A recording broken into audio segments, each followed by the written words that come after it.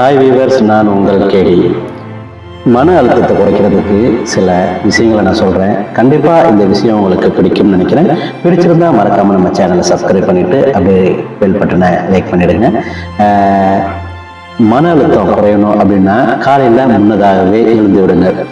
எங்கேயாவது செல்லணும் அப்படின்னு நினச்சிருந்தீங்கன்னா அதுக்கான ஆடைகளையோ பொருட்களையோ முன்கூட்டியே எடுத்து வச்சுக்கோங்க. ஒரு காகிதத்தில் அன்னைக்கு தினமும் செய்ய வேண்டிய பணிகளை எப்போது செய்ய போறோன்றதை குறிச்சு வச்சுக்கோங்க. காத்திருப்பது சிரமம் என்று கருதாதீர்கள். ஏன்னா ஒரு புத்தகத்தை கையில் வச்சிருந்தோம்னா அந்த காத்திருத்தலையும் சுகமாக்கும்.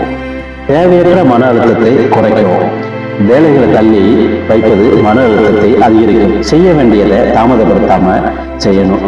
முன்கூட்டியே திட்டமிட்டு எதையும் கடைசி வரைக்கும் காத்திருக்கிறத செய்யறத தவிர்த்திடலாம். வேலை செய்யாதவைகளை கட்டி அழாதீங்க. சரி, செய்ய முயலுங்க. காலணி ஆனாலும் சரி, கடிகாரம் ஆனாலும் சரி, இல்லை என்றால் அவை தேவையற்ற மன அழுத்தத்தை கொடுக்கும். சற்று முன்கூட்டியே செல்ல பழகிக்குங்க. 10 நிமிடத்தில் செல்ல வேண்டிய இடத்துக்கு 20 நிமிடத்துக்கு முன்னாகவே புறப்படுங்க. காஃபி டீ குடிக்கிறத தவிருங்க. புகை மது எல்லாம் வேண்டாம். சில மாற்று யோசனைகளை வச்சிருந்தீங்கன்னா, உதாரணமா பஸ் தாமதமாகும், இதை செய்வேன் என்பது போன்றவை.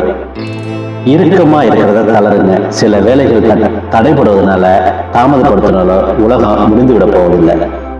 தவறா போன ஒரு விஷயத்தை குறித்து சிந்திச்சு கொண்டே இருக்கிறத விட சரியா நிகழ்ந்த பலவற்றை அடிக்கடி நினைச்சு மகிழுங்க. செல்லும் இடங்கள்லாம் புதிய இடங்களா இருந்தா வழிய முதலிலேயே தெளிவாக கேட்டுக்கங்க. சற்று நேரம் தொலைபேசியில அணைச்சு விடுங்க. ஓய்வு எடுக்கும் எந்த தொந்தரவும் இன்றி செய்வதற்கு இயலாக பணிகளோ நேரமின்மையோ நம்மால செய்ய முடியாது என்று நினைக்கும் பணிகளோ இருந்தால் மன்னிக்கும். என்னால இதை செய்ய இயலாது என்று சொல்ல பழகுங்க. உடை, உணவு, உறைவிடம் தவிர்த்து எதுவும் உங்களை மன இறுக்கம் கொள்ளாம செய்ய பார்த்துங்க. முன்னுரிமை எதற்கும் கொடுக்க வேண்டும் என்பது தெளிவா அவசியம் புரிஞ்சுக்கோங்க. எளிமையாக வாழுங்க. உற்சாகமாக நண்பருடன் அதிகமாக பழகுங்க. அதிக நேரம் பழகுங்க.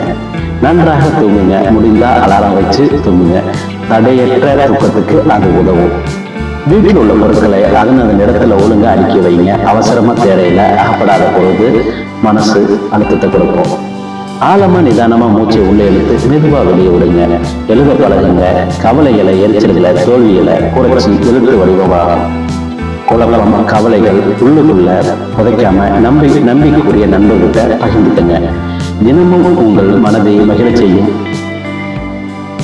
செயல் எதனும் ஒன்றை செய்யுங்க. அதுல பொருள் தர பயன் எதுவும் இல்லாவிட்டாலும் கூட பிறருக்காக எதையும் செய்ய பழகுங்க. செய்யும் அனைத்து செயல்களும் ஆத்மார்த்தோட அன்போட செய்யுங்க.